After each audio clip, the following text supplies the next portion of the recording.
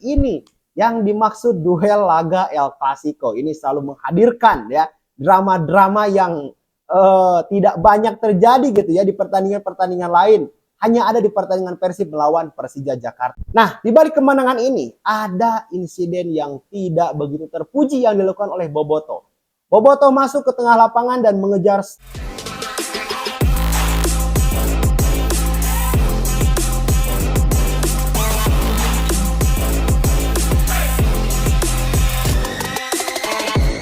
Halo guys, salam sepak bola. Selamat datang lagi di channel JP Story. Laga El Clasico Indonesia antara Persib Bandung melawan Persija Jakarta dalam lanjutan BRI Liga 1 pekan ke-6 dimenangkan dengan sangat meyakinkan oleh Persib Bandung dengan skor 2-0. Seperti biasa gue akan analisa dan review jalannya pertandingan ini, namun sebelumnya silakan like dulu, silakan subscribe dulu dan tulis di kolom komentar jika kalian punya pendapat yang berkaitan dengan topik pembahasan dalam video ini. Oke.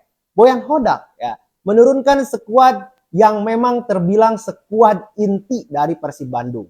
Ya, tetapi hanya minus David Da Silva karena David Da Silva masih dalam proses pemulihan pasca cedera. Yang memang sudah sangat lama. Terakhir David Da Silva bermain itu kalau nggak salah tanggal 19 Agustus. Dan Persija Jakarta ini secara formasi ini menurunkan 3-5-2. Tetapi dalam keadaan di lapangannya formasi ini berubah menjadi 4-3-3 atau 4-4-2 seperti yang dipakai oleh Boyan Hodak di Persib Bandung. Nah, berjalannya pertandingan di 10 menit babak pertama, ya Persija Jakarta ini sangat mendominasi pertandingan, ya di awal-awal menit babak pertama. Hanya beberapa kali, ya Persib Bandung justru memegang bola, tetapi yang paling dominan adalah Persija Jakarta. Dari sejak menit babak pertama dimulai, Persija Jakarta ini nampaknya sangat ingin mencari ya gol cepat dari kandang Persib Bandung, yaitu di Sijalak Harupat. Di menit ke-8 nyaris saja Gayos ini mencetak gol ya. Kalau saja Kevin Mendoza ini tidak refleksnya tidak bagus gitu ya dalam menghadang tendangan dari Gayos. Untung saja Kevin Mendoza ini masih sangat sigap ya karena masih awal-awal pertandingan, jadi konsentrasinya kayaknya masih full ya. Dan gagal ya upaya Gayos untuk mencetak gol cepat untuk Persija Jakarta. Nah, respon dari peluang Gayos ini direspon dengan sangat begitu memukau ya dari pemain-pemain dari Persib Bandung. Yaitu di menit ke-14 dan di menit 17 ya. Maklok ini nyaris mencetak gol. Jika tendangannya di menit ke-14 itu on target dan di menit ke-17 yang sudah on target tetapi masih bisa diselamatkan oleh penjaga gawang dari Persija Jakarta. Nah, selepas dari itu pertandingan ketat di lini tengah. Ya, ini adalah pertarungan di tengah yang sangat memukau. Bagaimana Deddy Kusnandar dan Maklok ya ini menjadi duel atau duet yang sangat begitu penting di Persib Bandung, dan di Persija Jakarta ini sangat tidak kalah bagusnya juga gitu ya. Dan nyaris selama 10 menit setelah peluang dari Maklok di menit 17 ini tidak ada peluang berbahaya. Dan ya Firza Andika ya di menit ke-29 ini mendapatkan red card atau kartu merah. Setelah sebelumnya juga Firza Andika ini mendapatkan kartu kuning, lalu di momen selanjutnya ya ini mendapatkan kartu kuning kedua, dan Firza Andika setelah atau secara paksa ini dikeluarkan oleh wasit dari Malaysia ya karena memang melakukan pelanggaran yang terbilang keras terhadap Beckham Putra. Nah, ini yang dimaksud duel laga El Clasico. Ini selalu menghadirkan ya drama-drama yang tidak banyak terjadi gitu ya di pertandingan-pertandingan lain. Hanya ada di pertandingan Persib melawan Persija Jakarta, dan cukup banyak gitu ya kartu kuning yang keluar dari saku wasit ya di laga ini.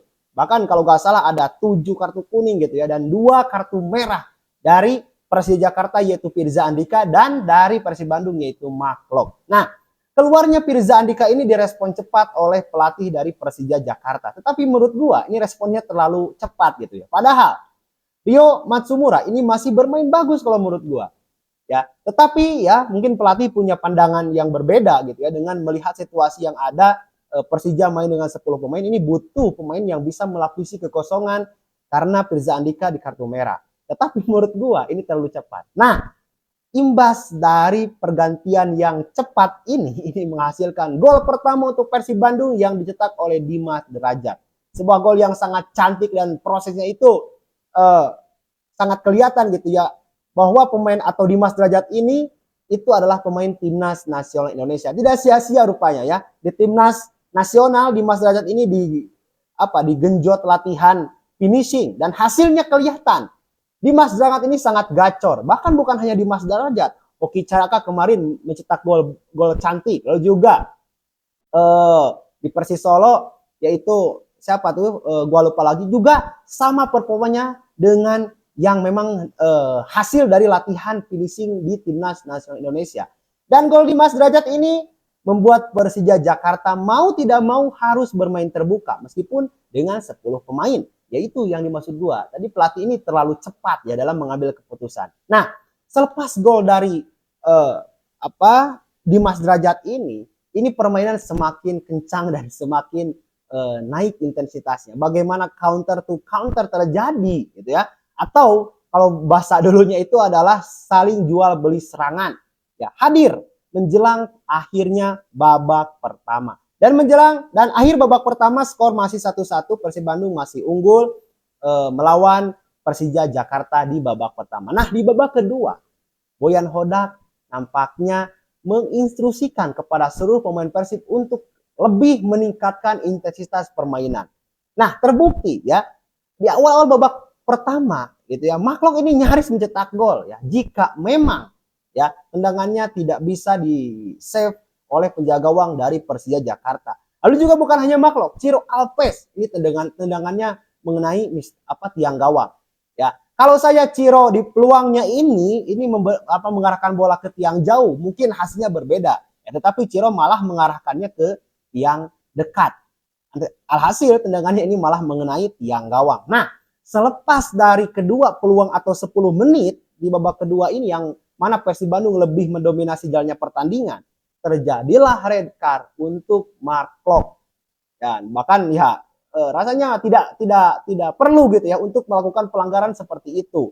Namun ya ini ya balik lagi, ini adalah pertandingan duel gengsi, pertandingan panas ya, yang mana mungkin pemain tidak kontrol sama sekali ya. Mereka karena memang terbawa suasana, apalagi atmosfer di Stadion Sijalak Harupat ini sangat begitu gemuruh oleh puluhan ribu penonton dan bobotoh yang hadir menyaksikan pertandingan, sehingga tidak bisa gitu ya pemain itu dalam mengontrol setiap tindakannya. Dan hasilnya ya pelanggaran dari Marklock ini direview oleh wasit ya, oleh VAR, dan ternyata terbukti melanggar secara sengaja dengan ya mengselonjorkan kakinya ke paha dari Gayos ya kalau nggak salah. Nah, sehingga kembali berimbang 10-10. Nah, merespon hal ini nampaknya Boyan Hodak sangat jeli gitu ya dalam melihat situasi di lapangan. Boyan Hodak langsung memasukkan beberapa pemain segar ya, yaitu Rahmat Irianto masuk ya menggantikan menggantikan Dimas Derajat ya kalau nggak salah. Lalu juga Matteo Kojijan juga masuk. Lalu juga Rian Kurnia dan Melson Lima. Nah, Melson Lima ini nampaknya diberikan kesempatan oleh Boyan Hodak untuk membuktikan kualitasnya. Setelah dalam beberapa pertandingan Melson Lima ini performanya tidak seperti yang digadang-gadang pas bergabung dengan Persib ya, katanya akan menjadi partner dari Ciro Alves dan sebagainya. Tetapi masih sampai dengan pekan ke-6 ini Melson Lima masih dalam performa yang buruk sekali ya. Bahkan ya layak gitu untuk diganti saja pemain seperti ini ya. Ngapain gitu ya kita Persib mendatangkan pemain asing dengan tujuan untuk lebih mempertajam lini depan, tetapi tidak ada gunanya ya, ngapain juga. Nah, dalam melakukan pergantian ini ya terbilang sukses untuk Boyan Hodak ya. Persib kembali mencetak gol di menit ke-83 ya lewat assist dari Tyrone Delpino memberikan terobosan kepada Rian Kurnia, dan Rian Kurnia dengan santai dan dinginnya ya memasukkan bola dan mengubah keadaan menjadi 2-0. Nah, ini yang gua bilang tadi bahwa Boyan Hodak ini pelatih yang sangat cerdik, pelatih yang sangat pintar dalam menentukan keputusan, dan terbilang gagal gitu ya pelatih dari Persija Jakarta ini dalam membuat atau mengambil keputusan dan taktik yang dipakai melawan Persib Bandung. Ini kalah telak oleh Boyan Hodak. Nah, gol dari Rian Kurnia ini membuat Persija Jakarta semakin kebakaran. Ya, mereka menghabiskan seluruh tenaganya gitu ya untuk bagaimana caranya bisa setidaknya mencetak gol, dan bahkan targetnya itu menyamakan kedudukan atau mungkin bisa comeback dari kekalahan. Tetapi lagi-lagi Boyan Hodak nampaknya sangat paham dengan situasi yang ada ya. Langsung memasukkan pemain bertahan yaitu Victor Igbonepo sehingga Persib Bandung ya menjelang berakhirnya babak kedua ini lebih bermain safe.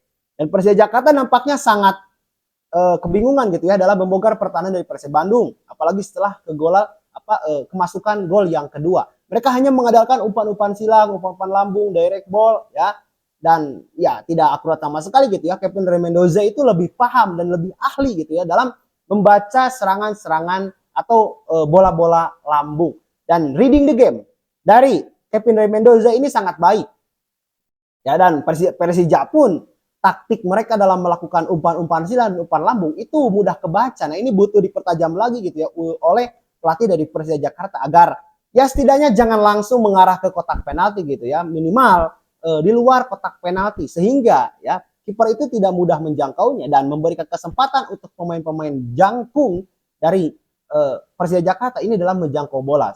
Karena kan Marco Simic juga kan dimasukkan ya dengan harapan untuk memberikan daya dobrak yang lebih lagi terhadap Persib Bandung. Dan babak kedua selesai ya, Persib Bandung menang dalam laga El Clasico jilid pertama dengan skor yang sangat meyakinkan ya, 2-0. Nah, di balik kemenangan ini ada insiden yang tidak begitu terpuji yang dilakukan oleh Boboto. Boboto masuk ke tengah lapangan dan mengejar Stewart. Ini sangat disayangkan gitu ya. Persib Bandung sudah menang, Persib Bandung sudah unggul, apalagi yang memang harus dibuktikan gitu ya. Dan kemungkinan ini ada kait sangkut pautnya dengan insiden yang terjadi ketika Persib Bandung melawan Port FC. Sangat disayangkan insiden yang terjadi ini. Ini akan membuat Persib Bandung akan dihukum menurut gua ya, karena ada beberapa pelanggaran juga yang dilakukan oleh Boboto. Ada player juga ya. Bahkan sebelum pertandingan selesai juga kan player itu asap itu sudah sangat tebal ya di arah gawang dari Persija Jakarta. Bukan hanya player, pemain juga masuk ke tengah lapangan. Nah, ini ya, ini yang menjadi penyakit kita, itu kedewasaan supporter. Ayo dong, berpikir dengan jernih, berpikir dengan positif, pakai akal sehat. Ngapain juga gitu ya? Ngapain? Ya jika memang permasalahan kemarin pasca laga melawan Port FC belum selesai, ya nanti kan ada unsur penyelesaiannya. Jadi ya apalah gitu ya, gua bingung gitu ya dengan yang terjadi di supporter kita. Ya ini terus berulang ya. Bahkan tragedi Kanjuruhan yang memakan korban jiwa yang sangat begitu banyak ini tidak dijadikan pelajaran. Ya kan? Yang rugi kan siapa? Kan Persib Bandung juga. Persib Bandung harus ya setidaknya membayar denda gitu ya. Ingat, gua masih ingat pas Persib denda 200 juta waktu itu karena ada memang pelanggaran yang dilakukan oleh supporter. Nah, ini kemungkinan akan lebih besar lagi dendanya. Apalagi kan Persib sekarang sedang targetnya ingin mengejar gelar juara lagi atau mempertahankannya. Dan juga Persib juga bermain di Asia Champions League 2. Artinya butuh support dan dukungan yang sangat positif dari Boboto. Nah, oke, gua hanya mengajak para Boboto, ayolah kita dewasa, khususnya kepada supporter yang ada di Indonesia. Kita dewasa dalam mendukung tim kebanggaan kita. Menang atau kalah itu harus kita hormati, karena itu adalah bentuk perjuangan. Karena sepak bola ini yaitu sepak bola atau olahraga terbaik dan tercantik menurut gua di dunia ini. Jadi tidak ada alasan untuk kita tidak bersatu. Nah, itu yang bisa gua sampaikan. Terima kasih. Jangan lupa like jika Anda menyukai video ini, juga tekan tombol subscribe dan tulis kolom komentar. Gua JP Story, kita berjumpa lagi di video selanjutnya. Salam sepak bola.